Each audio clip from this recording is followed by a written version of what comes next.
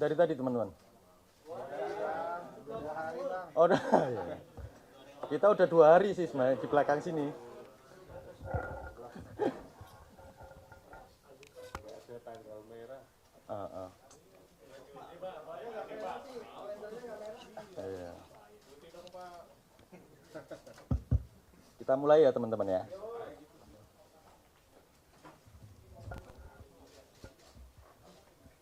Oke. Selamat siang. Assalamualaikum warahmatullahi wabarakatuh. Om Swastiastu, Namo Buddhaya, salam kebajikan, salam sehat buat kita semua. Yang saya hormati Ketua KPU, Pak Sekjen, teman-teman dari media massa yang telah menyediakan waktu untuk hadir pada konferensi pers siang ini. Kami akan menyampaikan informasi termasuk respon kami terhadap beredarnya video di salah satu media sosial terkait dengan pemungutan suara di luar negeri. Nanti sejumlah informasi termasuk detail-detailnya akan disampaikan langsung oleh Pak Ketua. Hadir bersama kita semua hari ini ada saya, ada Pak Ketua KPU RI, Pak Hasyim Asy'ari, ada Pak Sekjen Bernard Hermawan Sutrisno. Nanti kita setelah penyampaian materi dan kemudian respon dari KPU yang disampaikan oleh Ketua, kita akan buka sesi tanya jawab sekitar 3-4 pertanyaan. Setelah itu kita akhiri. Baik, teman-teman, kita langsung aja ke Pak Ketua terkait dengan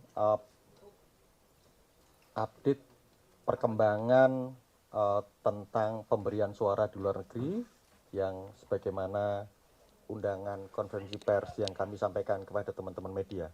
Silakan Pak Ketua.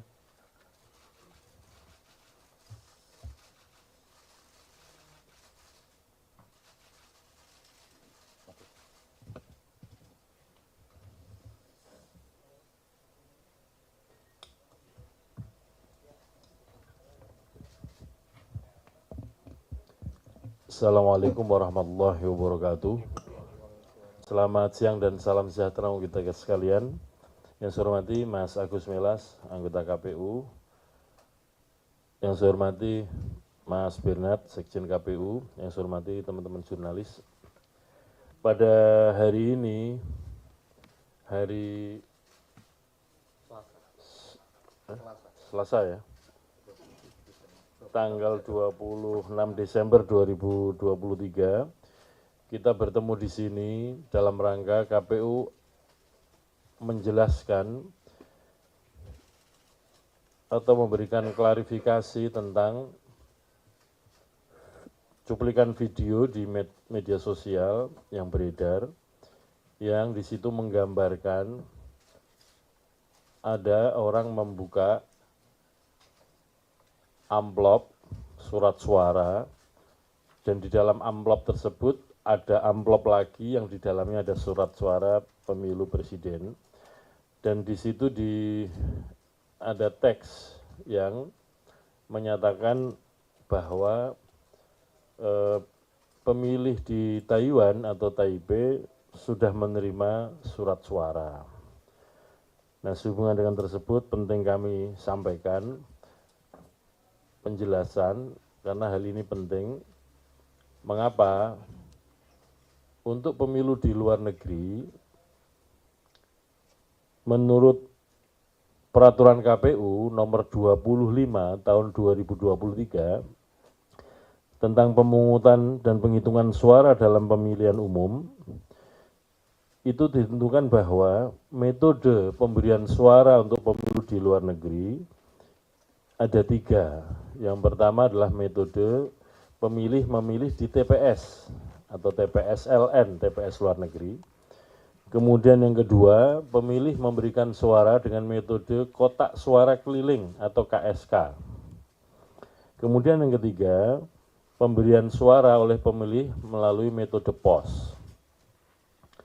Metode POS itu PPLN, Panitia Pemilihan Luar Negeri, mengirim surat suara, 2 jenis surat suara ya, surat suara untuk pemilu presiden, wakil presiden, Yang kedua adalah surat suara untuk pemilu anggota DPR RI, dalam hal ini diwakili oleh daerah pemilihan DKI Jakarta II.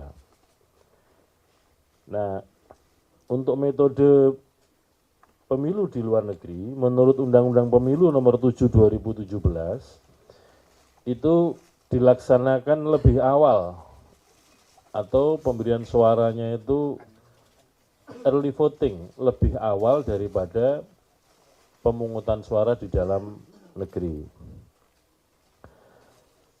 Atas dasar tersebut, di dalam peraturan KPU nomor 25 2023, sekali lagi tentang pemungutan dan penghitungan suara dalam pemilihan umum yang diterbitkan tanggal 18 Desember 2023 yang lalu, di dalam pasal 38 ayat 3 huruf B PKPU tersebut ditentukan bahwa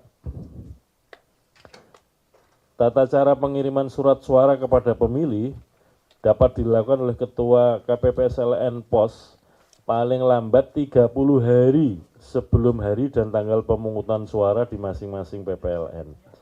Jadi pengirimannya itu paling lambat 30 hari sebelum hari dan tanggal pemungutan suara masing-masing PPLN.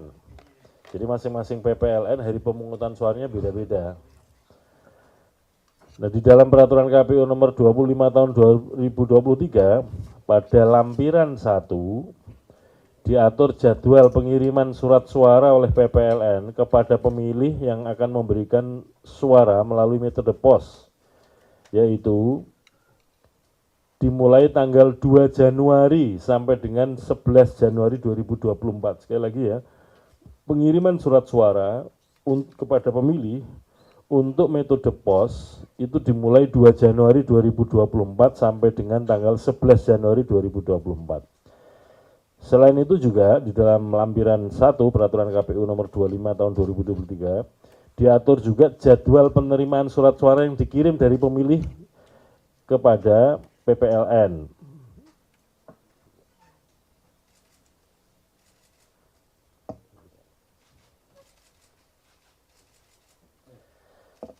Yaitu sejak surat suara dikirimkan oleh PPLN sampai dengan paling lambat 15 Februari 2024 sebelum surat suara metode pos dihitung.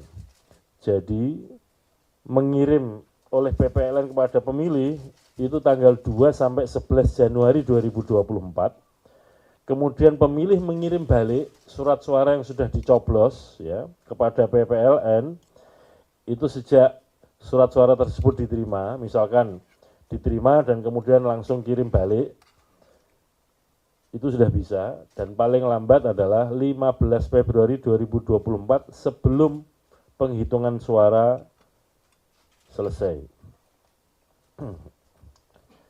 Nah, pada dasarnya aturan tentang jadwalnya demikian ya, pengirimannya 2 Januari sampai 11 Januari.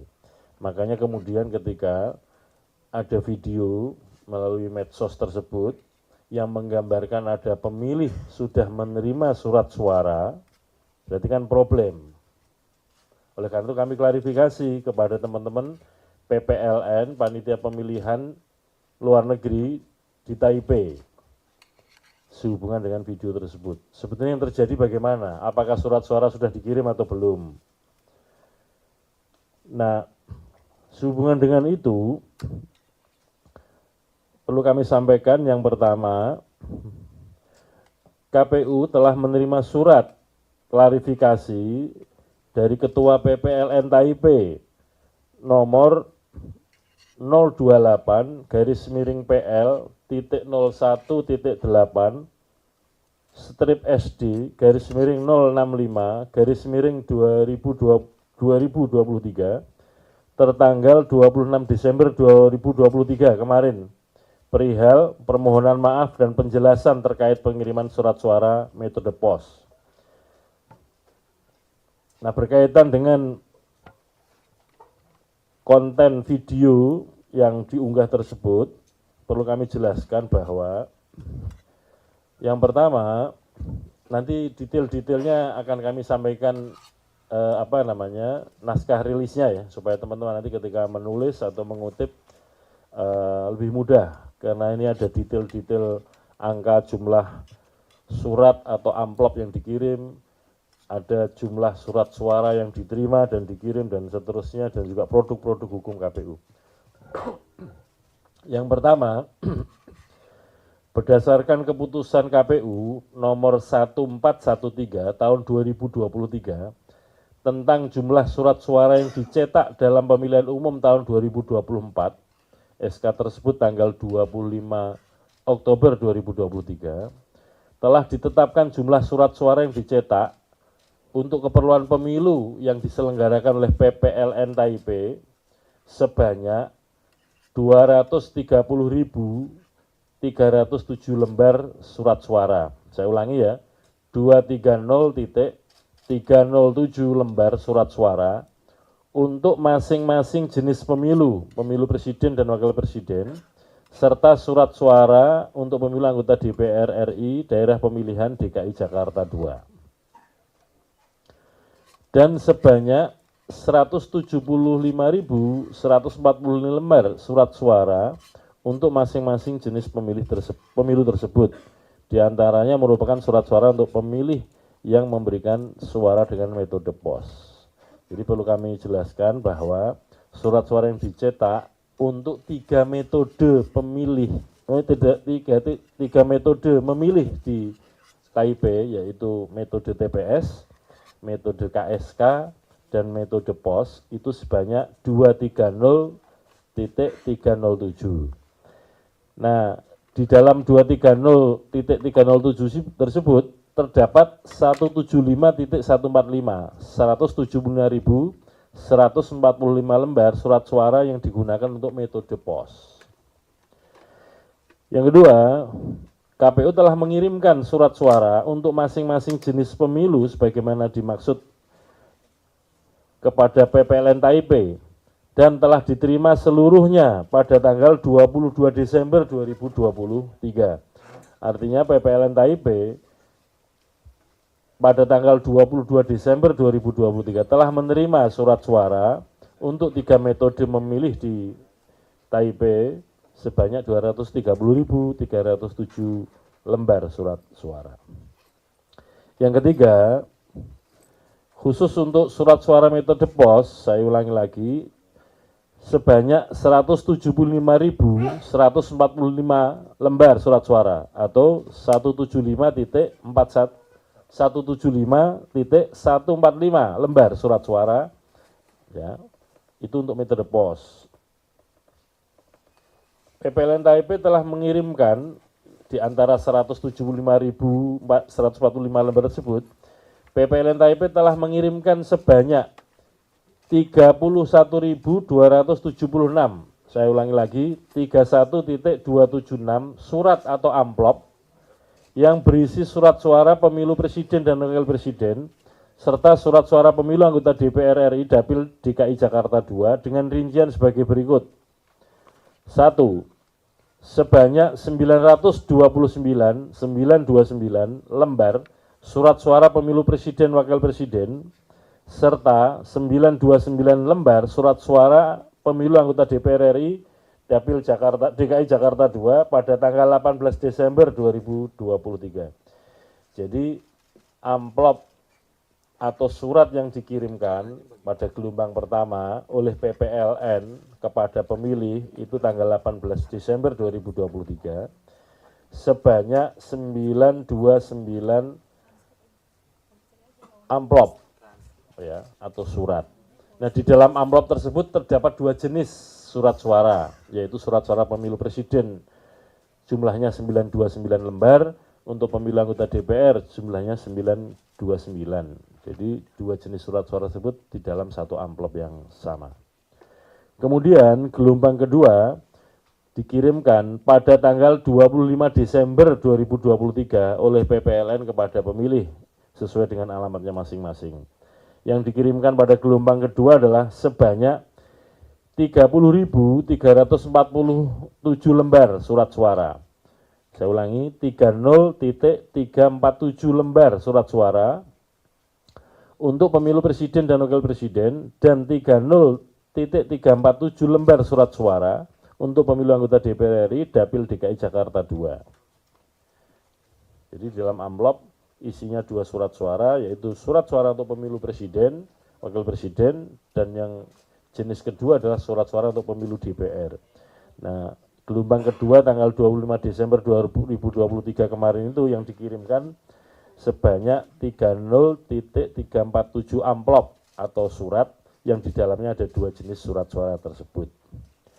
Sehingga pengiriman surat suara untuk metode pos oleh PPLN Taipei kepada pemilih dalam 2 gelombang tersebut, jumlah total surat suara yang terkirim untuk jenis pemilu presiden maupun jenis pemilu DPR itu adalah 62.552 lembar. Saya ulangi, 62.552 lembar.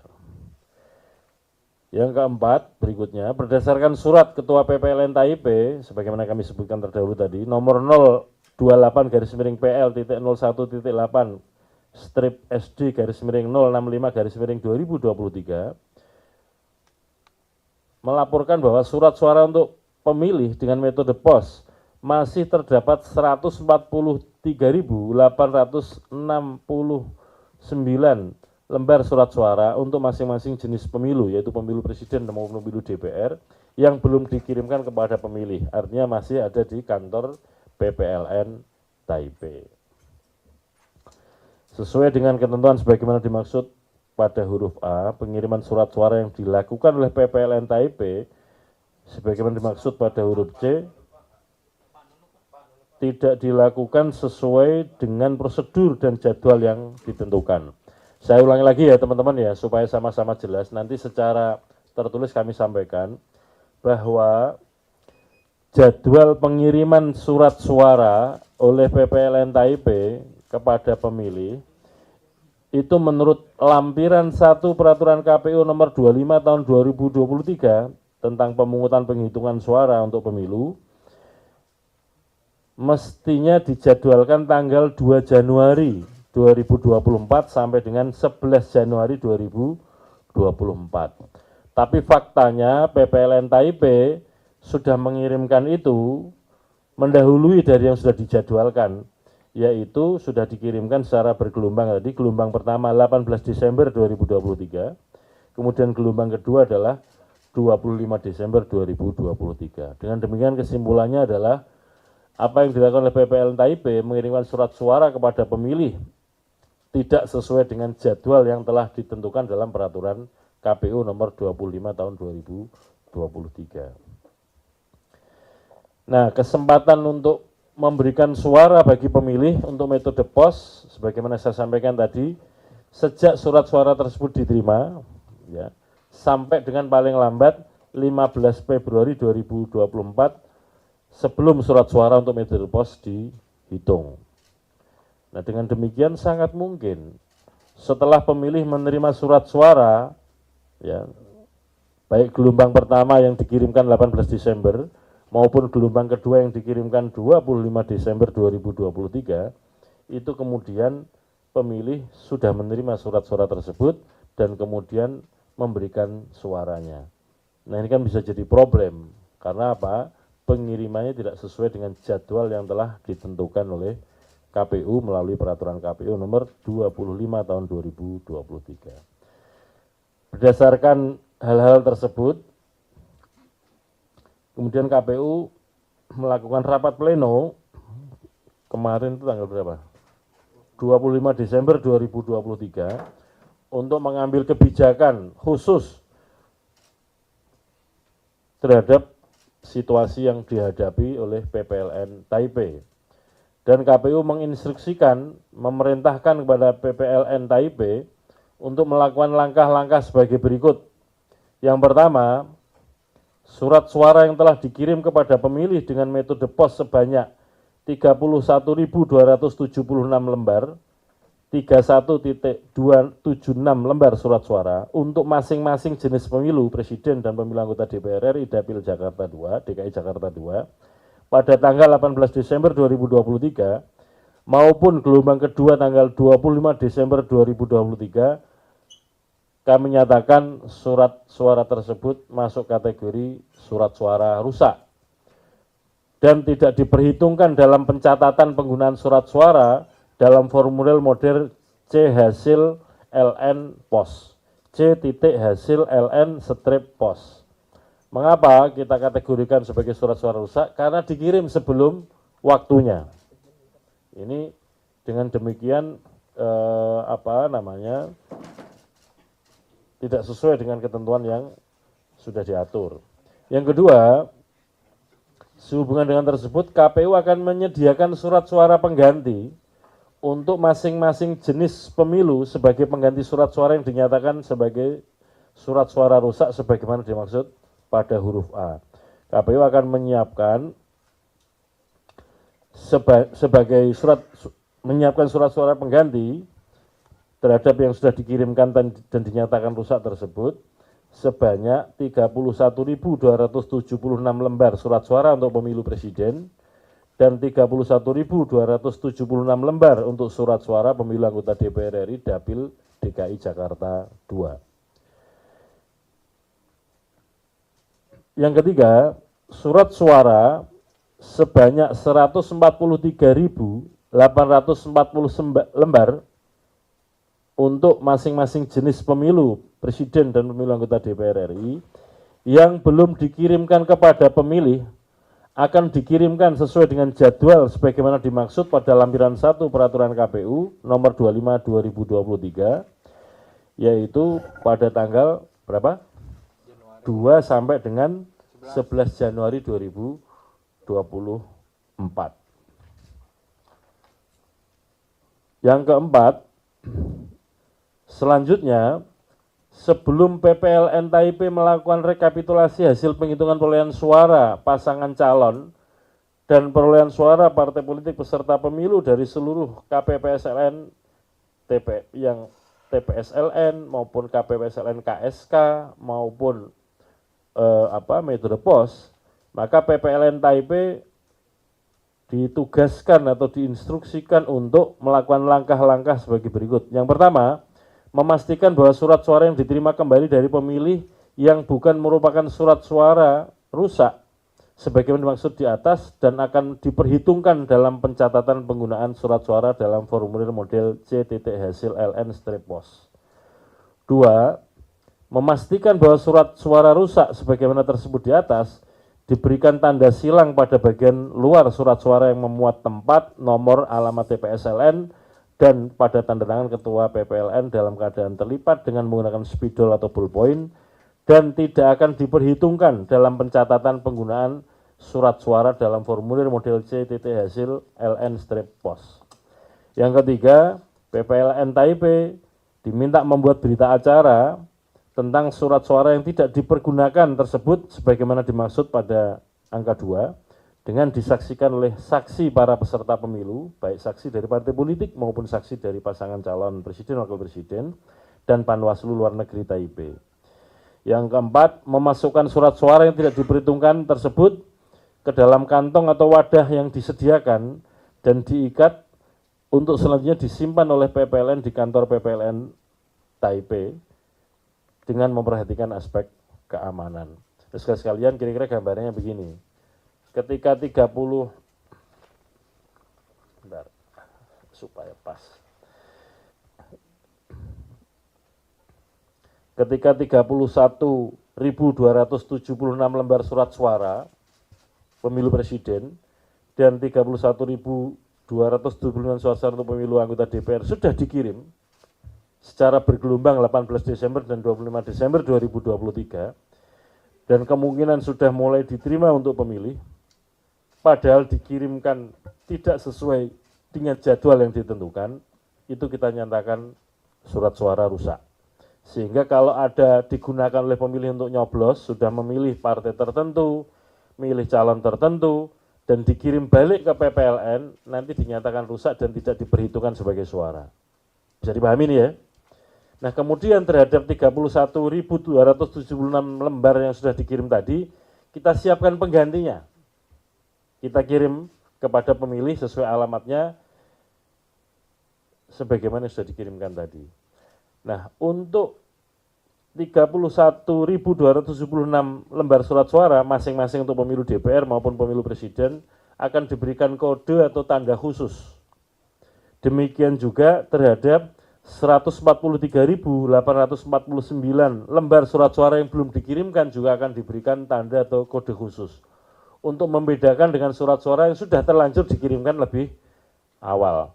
Sehingga nanti untuk membedakan mana yang dianggap rusak dan mana yang dianggap tidak rusak, mana yang diikutkan dalam penghitungan suara dan mana yang tidak diikutkan dalam penghitungan suara. Pada intinya surat suara yang sudah dikirimkan dan tidak pakai tanda atau kode khusus dianggap rusak dan tidak diperhitungkan dalam penghitungan perolehan suara.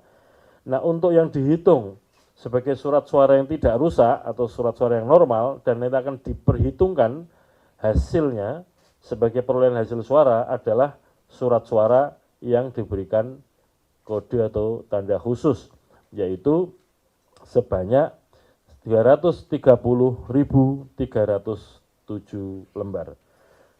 Adapun target untuk mengirimkan atau menyediakan surat suara pengganti sebanyak 31.276 lembar surat suara untuk masing-masing pemilu presiden dan pemilu DPR, itu paling lambat akhir Desember 2023 ini atau sebelum memasuki jadwal pengiriman kepada pemilih, yaitu 2 sampai dengan 11 Januari 2024. Demikian yang dapat kami sampaikan. Kami menganggap bahwa penjelasan klarifikasi ini penting untuk menghindari simpang siur sehubungan dengan video yang menggambarkan pemilih di Taipei telah menerima surat suara pemilu presiden tersebut. Dan intinya yang ingin kami sampaikan bahwa benar surat suara untuk pemilu presiden maupun pemilu anggota DPR di wilayah kerjanya PPLN Taipei telah dikirimkan 2 gelombang. Nah, itulah yang kemudian nanti kita nyatakan rusak dan akan kita ganti. Surat suara penggantinya akan diberikan kode khusus atau tanda khusus. Demikian juga surat suara yang belum dikirimkan juga akan kita berikan tanda atau kode khusus untuk membedakan dengan surat suara yang sudah terkirimkan lebih awal di luar jadwal yang telah ditentukan. Demikian teman-teman jurnalis yang dapat kami sampaikan. Perkembangan situasi ini juga kami laporkan kepada pihak-pihak terkait stakeholder kepemiluan, yaitu pemerintah dalam ini Menko Polhukam, Menteri Luar Negeri dan Menteri Dalam Negeri, kemudian kepada sejawat sesama penyelenggara pemilu, yaitu kepada Bawaslu dan kepada DKPP. Demikian yang dapat kami sampaikan. Terima kasih. Assalamualaikum warahmatullahi wabarakatuh.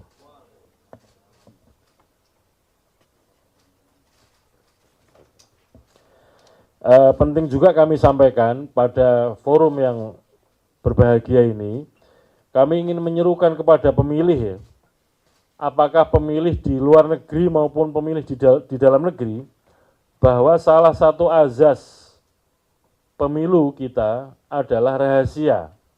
Nah, oleh karena itu, bagi pemilih yang hadir di TPS, baik TPS di dalam negeri maupun di luar negeri, ataupun pemilih yang menggunakan hak pilih menggunakan metode KSK, kotak suara keliling, dan juga pemilih di luar negeri yang menggunakan metode pos, itu dilarang mendokumentasikan dan kemudian mempublikasikan apa pilihannya.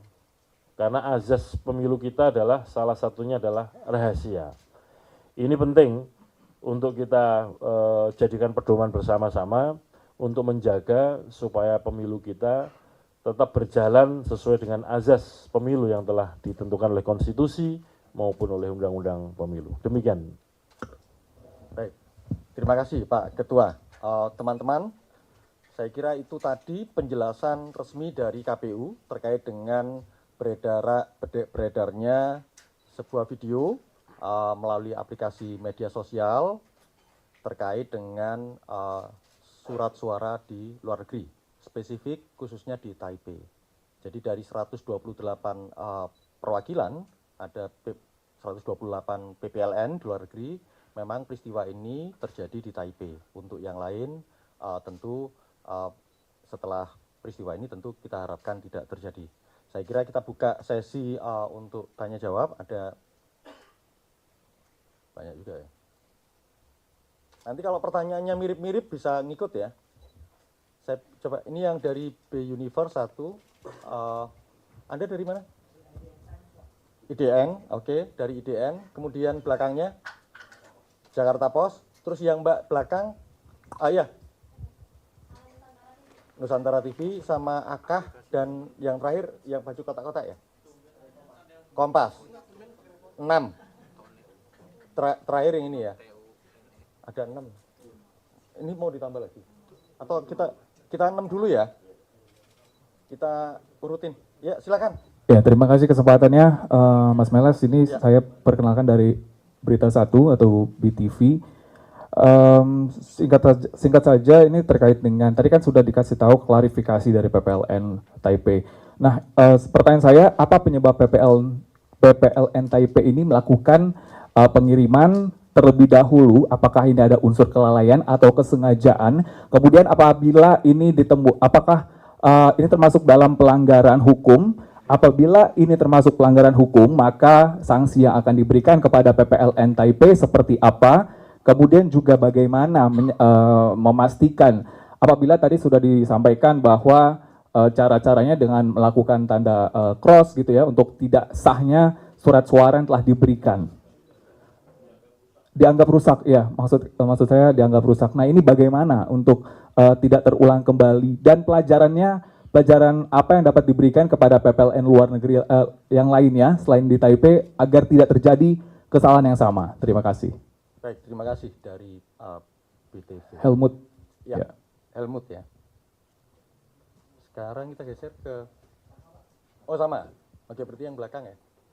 Dari mana Mas? Jakarta Post ya Mas ya? Halo, saya Radi dari Jakarta Post. Mungkin pertanyaan saya kurang lebih sama, tapi ingin menambahkan juga perihal yang kita ketahui ini kan beredar karena viral juga dari konten di sosial media gitu. Bagaimana kita bisa memastikan untuk 127 perwakilan lain bisa terjamin bahwa ini tidak ada kelalaian juga gitu. Terima kasih. Kita geser lagi ke, ya. Ini yang tadi yang pakai jilbab dulu yang Jakarta Post. Oh udah, berarti Mas Akah yang Media Indonesia ya? Selamat siang, sebelumnya Mas Melas, selamat Natal, dan teman-teman yang merayakan juga mungkin ada di sini, selamat Natal semuanya. Tadi udah dipertanyakan soal mungkin apa penyebabnya, kenapa ini bisa terjadi gitu, tapi saya mau memastikan aja Mas, ini selain di Taipei ya, Taiwan, ada berapa metode pos ini digunakan di berapa PPLN sih Mas? Ini ada 128, di mana aja, dan apakah KPU sudah memastikan bahwa tidak terjadi kelalaian ini di PPLN yang lainnya gitu. Terima kasih Mas. Oke. Yang belakangnya Mas Akah yang pakai apa di kotak-kotak Kompas ya?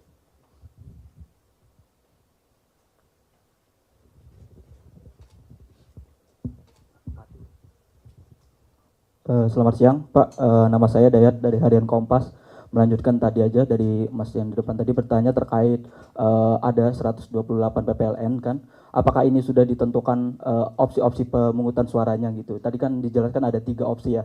Ada yang di TPS dan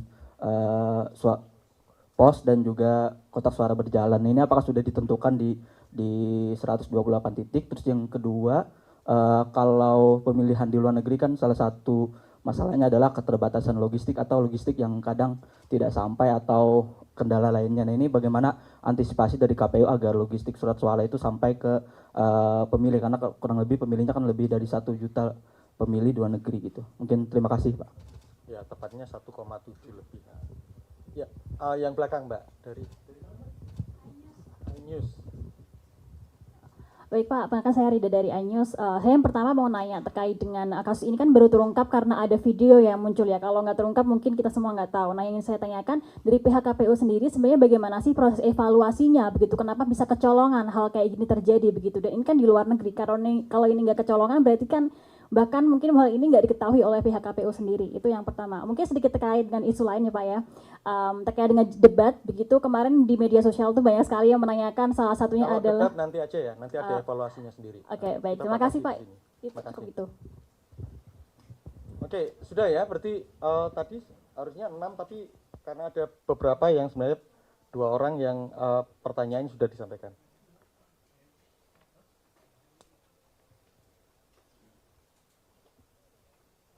Kalau yang saya catat ada dari BTV, kemudian dari Jakarta Post, dari Media Indonesia, dari Kompas, dan dari iNews.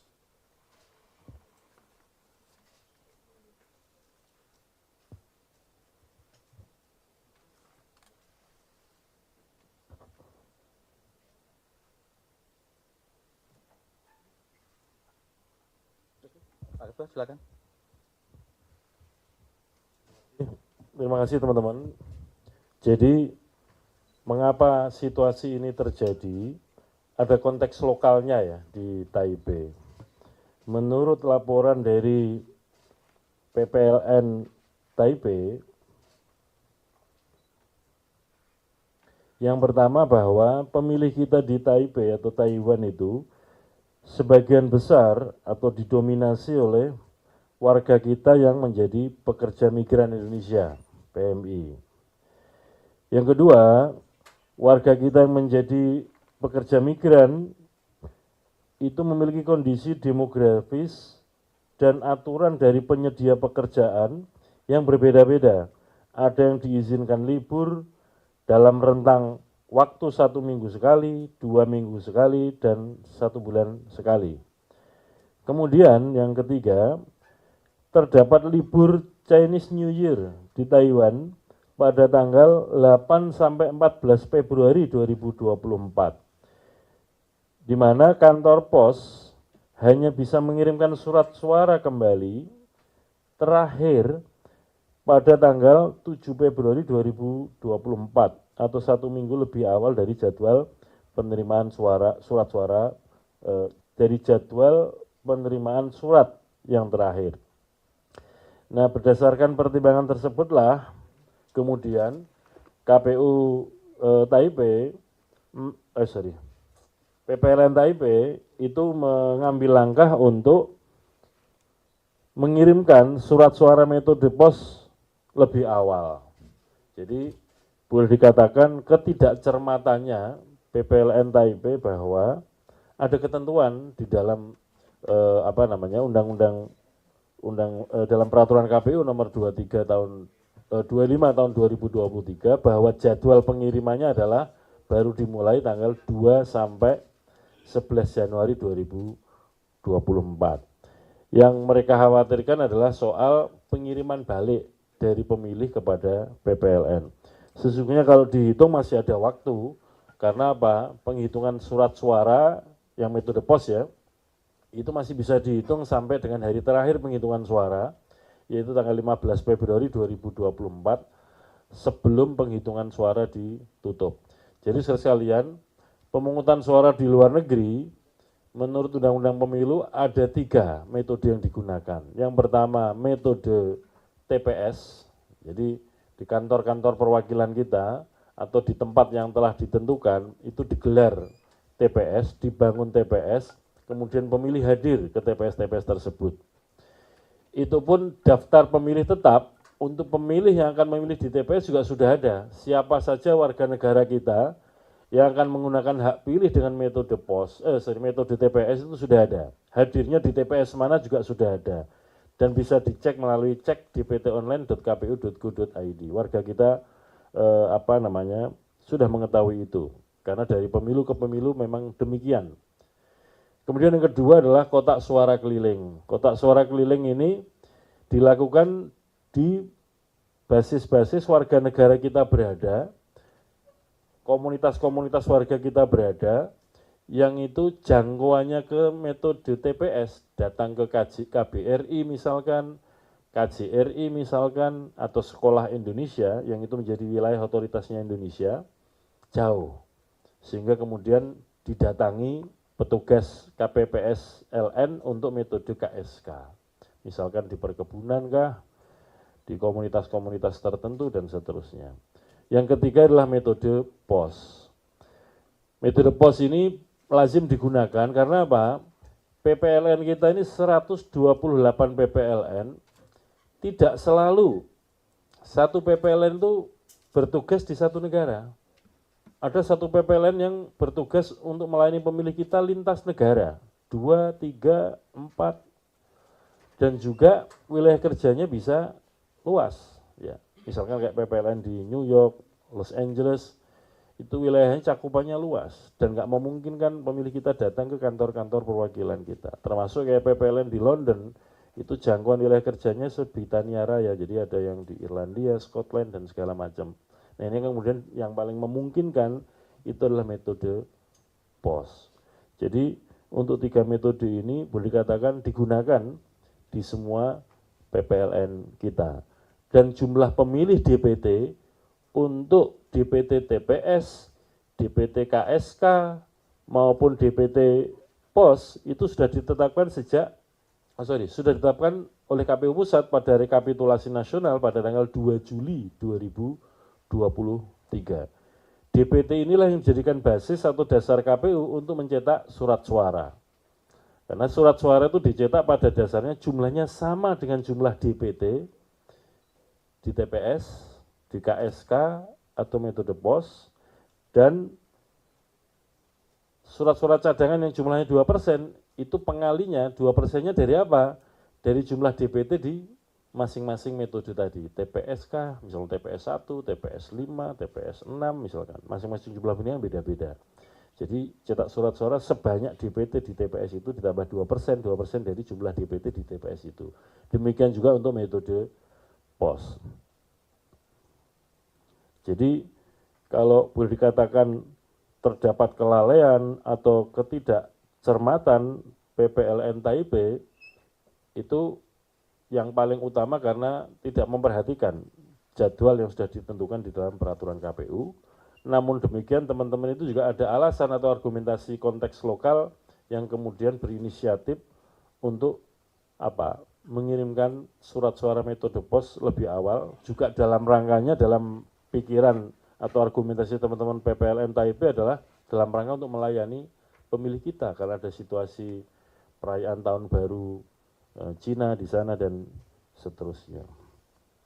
Dan berdasarkan hal tersebut kemarin KPU lalu sudah melakukan tindakan-tindakan berupa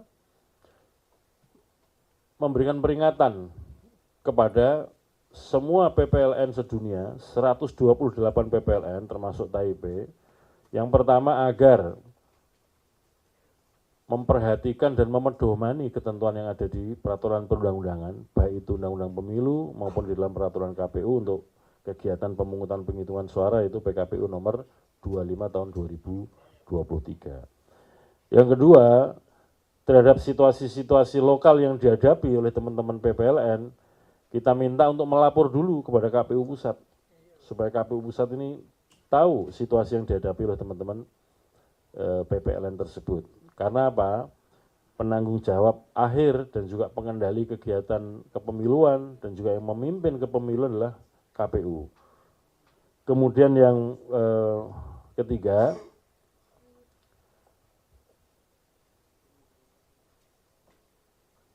sebentar saya kok lupa, daripada lupa ya.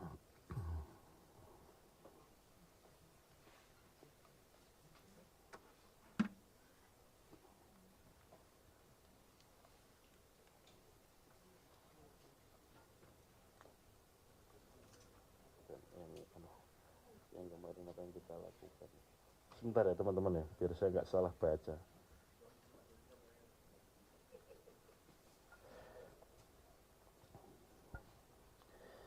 Ada 3 hal yang kita peringatkan kepada teman-teman PPLN di 128 PPLN. Yang pertama adalah agar bekerja memedomeni peraturan KPU, terutama untuk kegiatan pemungutan penghitungan suara. Sehingga kami minta untuk dibaca ulang, dikaji ulang, dan juga dipedomani dalam bekerja untuk menyelenggarakan pemilu di luar negeri. Yang ketiga, kalau ada situasi-situasi khusus yang kemudian PPLN menghadapi situasi problematik agar segera lapor kepada KPU Pusat. Supaya ketika tindakan yang dilakukan itu tidak sepihak dan KPU Pusat mengetahui situasi dan langkah yang akan diambil oleh PPLN. Nah, yang ketiga kami minta PPLN bekerja dengan penuh tanggung jawab. Penuh tanggung jawab itu adalah ya bekerja dengan tanggung jawab dan hal-hal yang dikerjakan harus dapat dipertanggungjawabkan. Termasuk seperti situasi Taipei, kita akan mengirim tim untuk, walaupun sebetulnya informasi-informasi sudah kita terima ya lewat saluran-saluran komunikasi yang kita gunakan sepanjang sehari kemarin sampai dengan subuh tadi Pak Sekjen ya. Kita rapat untuk menyikapi situasi ini, tentu kami berkomunikasi dengan teman-teman PPLN Taipei menggunakan saluran-saluran komunikasi tersebut. Tentu saja nanti secara internal, karena ada situasi boleh dikatakan tidak taat dan tidak cermat terhadap peraturan KPU, kami akan melakukan tindakan administratif ya, memberikan sanksi. Soal nanti sanksinya apa yang tepat itu nanti akan kami sampaikan, akan kami bahas lagi di internal KPU melalui rapat pleno.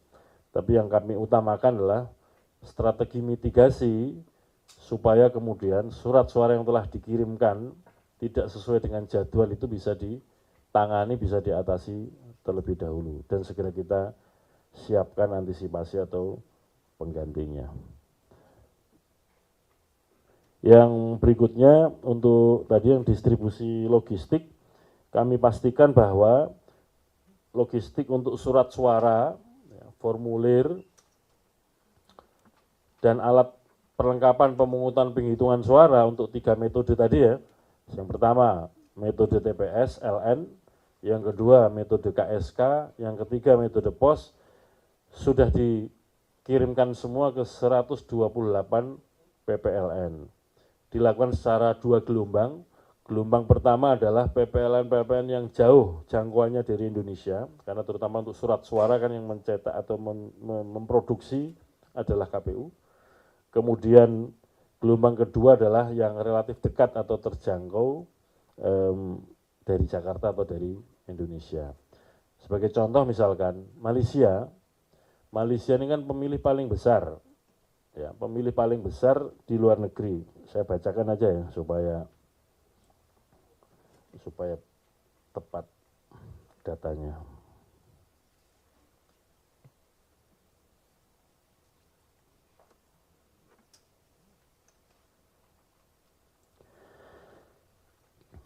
Jadi berdasarkan data pemilih kita di luar negeri, top 20-nya 20 besar PPLN, maksud saya yang besar ini jumlah pemilihnya ya. Di Malaysia saja itu ada 6 PPLN. Ya. Yang pertama, ini peringkat pertama ya, sampai 20 untuk pemilih kita di luar negeri, yang besar-besar itu. Yang pertama PPLN Kuala Lumpur, jumlah pemilihnya adalah 491.152. Yang kedua adalah Taipei, 239.587. Kemudian yang ketiga PPLN Singapura 95.297. Kemudian yang keempat PPLN Johor Bahru 81.676. Kemudian yang kelima adalah PPLN Penang 70.341. Kemudian yang keenam PPLN Kuching 64.938. Kemudian yang ke-7 PPLN Kota Kinabalu 62.747. Kemudian yang ke-8 ya, PPLN Jeddah 58.614. Kemudian yang ke-9 PPLN Tawau 56.870. Kemudian PPLN Bandar Sri Begawan 34663.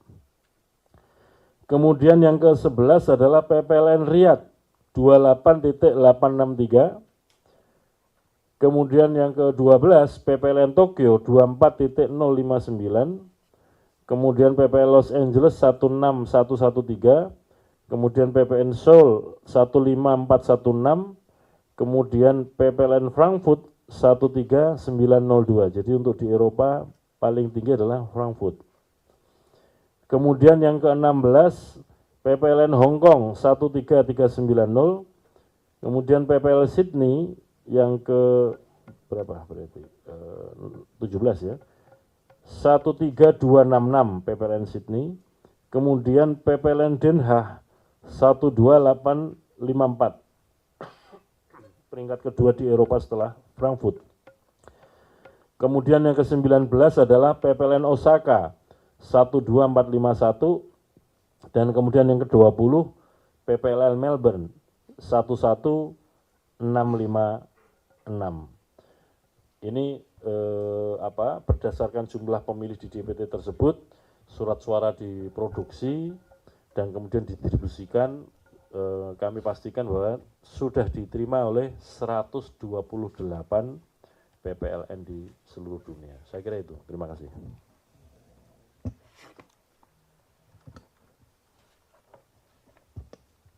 Baik, Pak Ketua, terima kasih.